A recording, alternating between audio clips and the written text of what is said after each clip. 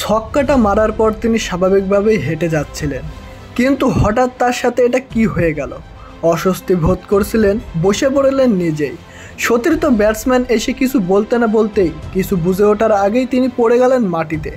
আর পড়ে গিয়েই তিনি ত্যাগ করলেন পৃথিবীর মায়া।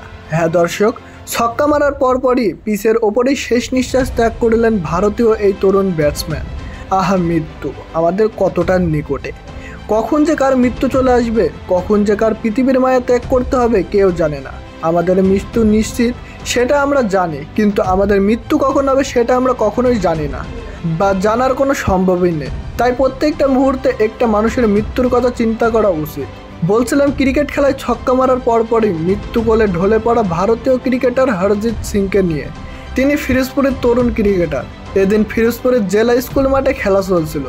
সেই মাঠেই ব্যাট করতে নামেন হরজিৎ। ব্যাটিংয়ে নেমে ছক্কাও হাঁকিয়েছিলেন তিনি। এরপর হাঁটতে হাঁটতে পিচের মাঝখানে আসেন। পরের বার খেলার জন্য তৈরি হচ্ছিলেন, কিন্তু হঠাৎ মাটিতে লুটিয়ে পড়েন তিনি। সে সময় হৃদরোগে আক্রান্ত হয়েছেন হরজিৎ সিং এবং সাথে সাথেই মৃত্যু কোলে ঢলে পড়েন তিনি। ক্রিকেটাররা সঙ্গে সঙ্গে তাকে হাসপাতালে নিয়ে গিয়েছিলেন।